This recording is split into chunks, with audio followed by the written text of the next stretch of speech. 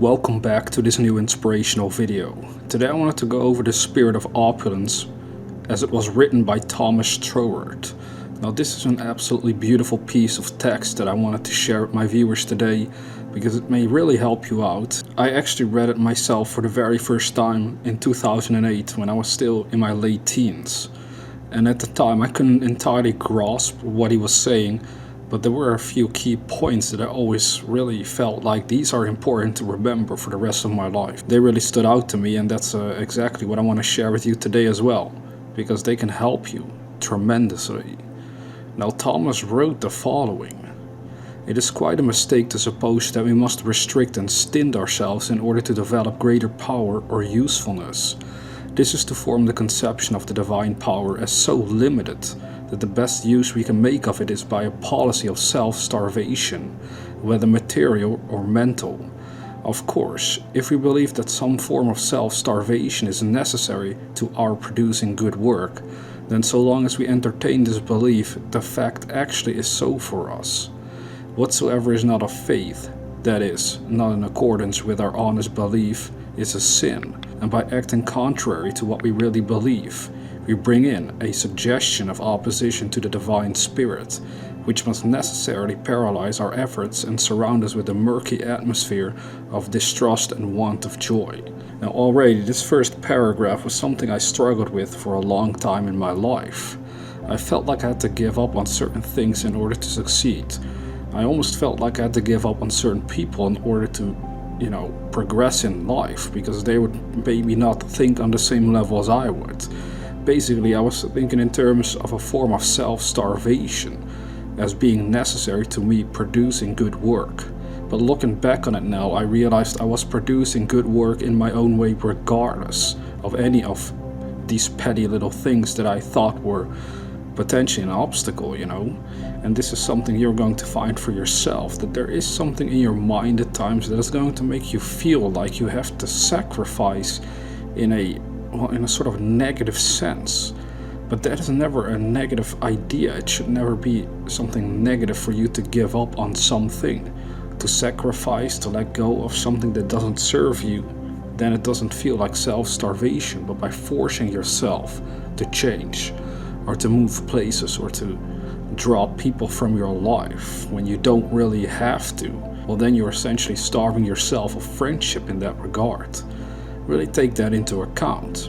And as Thomas said, it has everything to do with our belief system. He went on to write, "All this exists in and is produced by our belief.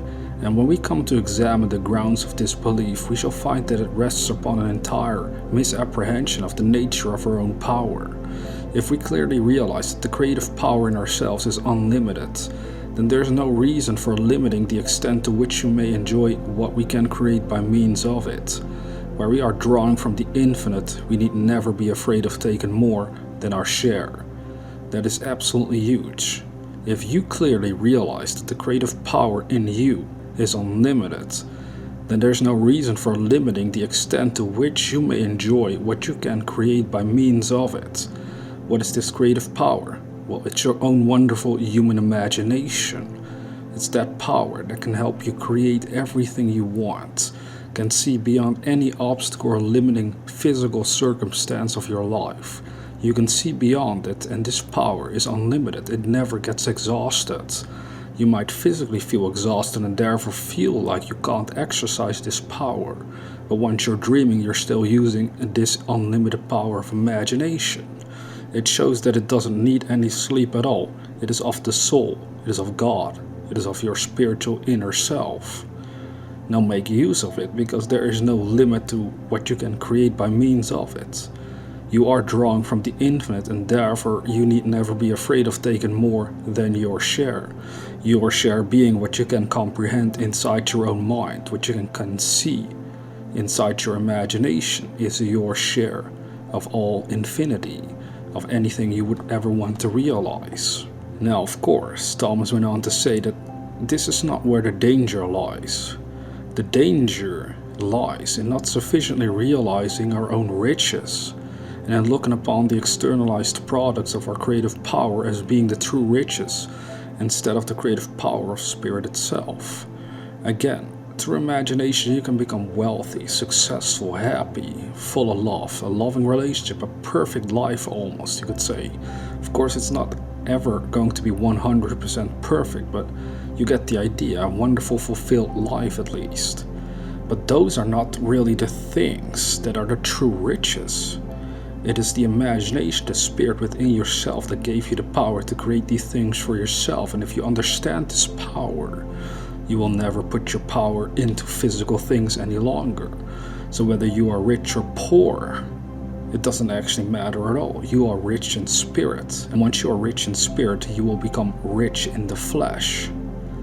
Now that's what he's meaning with that text, that we have to understand the power that is causing the results in our lives. So we no longer give away our own inner powers to physical things. As he said, if we avoid this error, there's no need to limit ourselves in taking what we will from the infinite storehouse.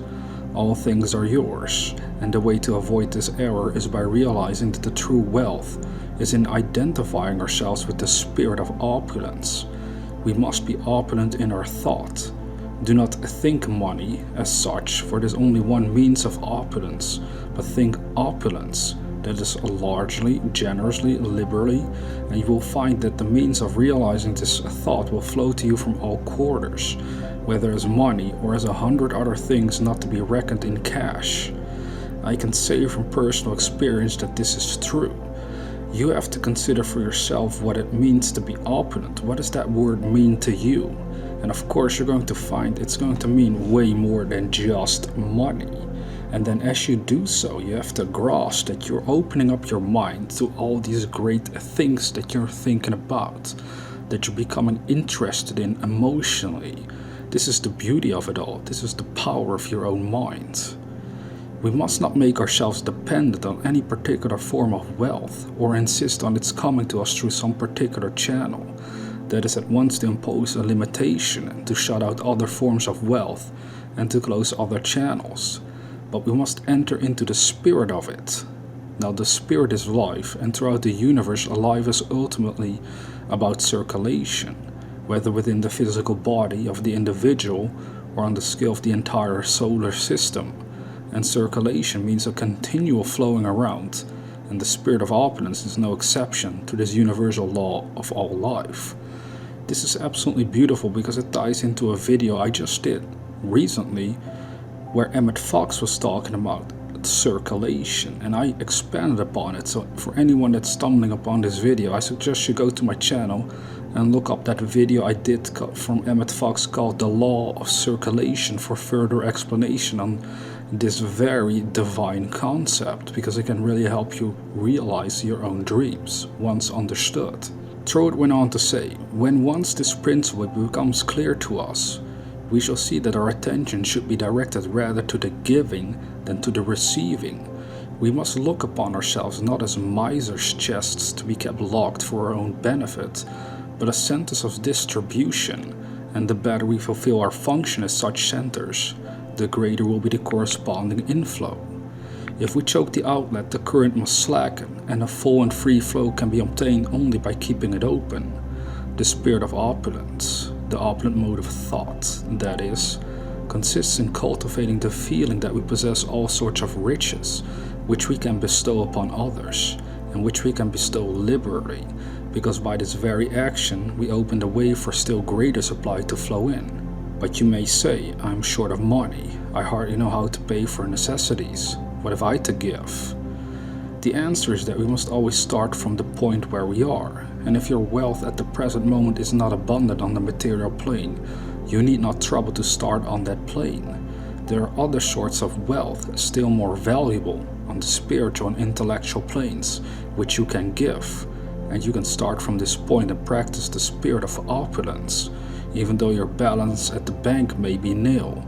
Because then the universal law of attraction will begin to assert itself. You will not only begin to experience an inflow on the spiritual and intellectual planes, but it will extend itself to the material plane also. You know, I like this paragraph so much because this is exactly what I'm doing. Right now, if you're watching this video, I don't really think you're paying me, are you?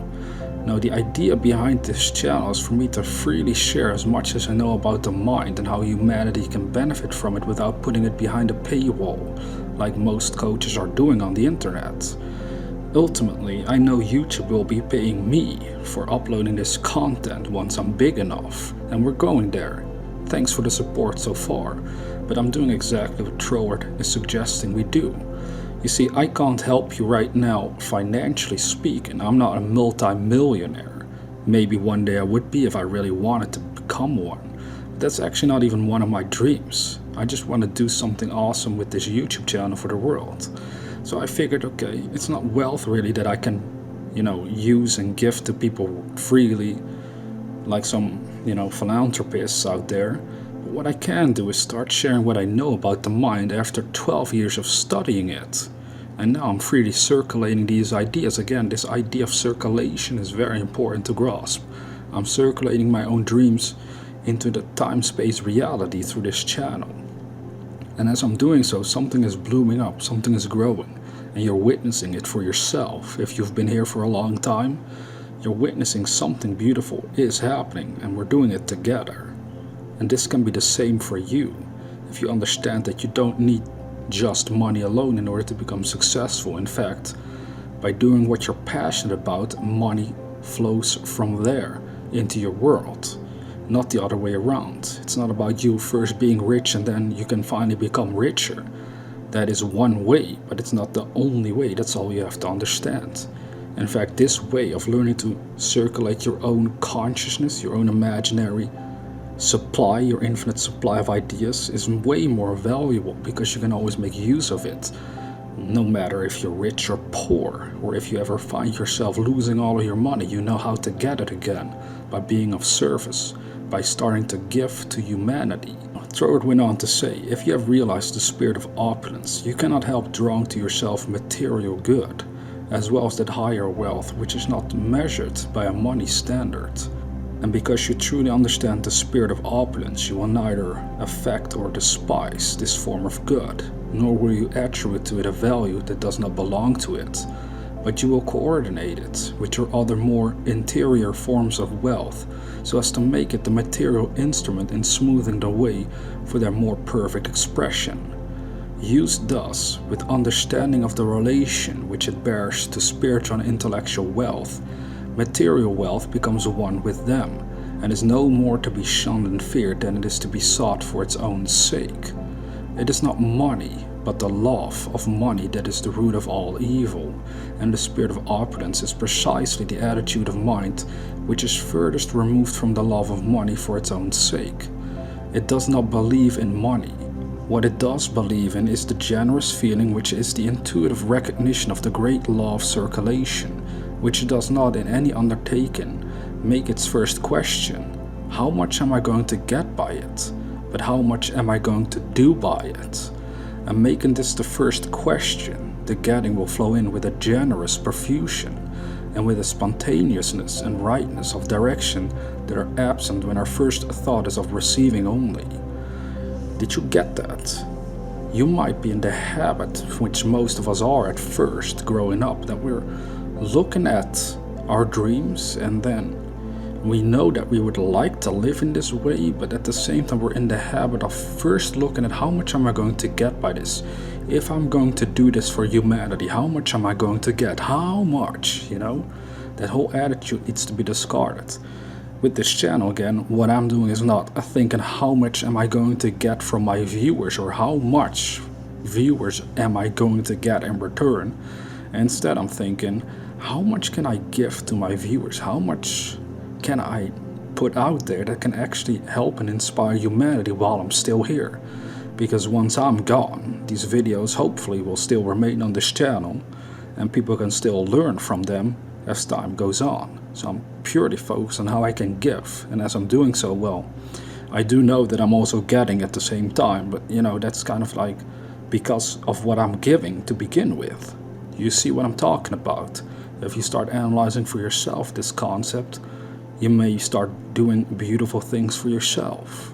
Now, the final paragraph I wanted to share says the following: we are not called upon to give what we have not yet got and run into debt. but we are to give liberally of what we have, with the knowledge that by so doing we are setting the law of circulation to work. And as this law brings us greater and greater inflows of every kind of good, so our outgiving will increase, not by depriving ourselves of any expansion of our own life that we may desire, but by finding that every expansion makes us the more powerful instruments for expanding the life of others. Live and let live is the motto of the true opulence. Now let all of this sink in if you've never heard of this piece of text by Thomas Troward. Listen to it a couple of times if you have to, and then understand this. This is essentially reminding you that you can start right where you are with whatever you've got. Now I told you at the intro, some of these points really stuck out to me back in 2008 when I read them for the first time. Well, the one that really stood out to me was this concept of giving. I kept thinking about this as a person 18 years old at the time. You see, nobody around me was studying this material, and still to this day most people aren't studying it that I know of. But I was thinking to myself, this is absolutely beautiful, there's something to this, how can I start giving more? Instead of worrying about what can I get, how much money can I get as soon as possible. All these greedy concepts of the mind, actually very limiting ideas of the mind, because after all we have an infinite supply. So if you tie it back to what he said at the start of this piece of text, was that we have a creative power in ourselves that is unlimited. You have that. Now with that unlimited power that is within you, you can start thinking about how you can use it to start giving to the world. Do you understand that? If you do, what's stopping you? Because you can start exercising the power right now, and I suggest you do. You'll be glad you did, to be honest. I am. It's a lot of fun using this power for my own good, but at the same time I'm lifting everybody else up as well, because of the nature of my dream. Now if you're new to this channel, consider subscribing to receive inspirational videos on a regular basis. And with that being said, dear viewer, never forget that we are the dreamers.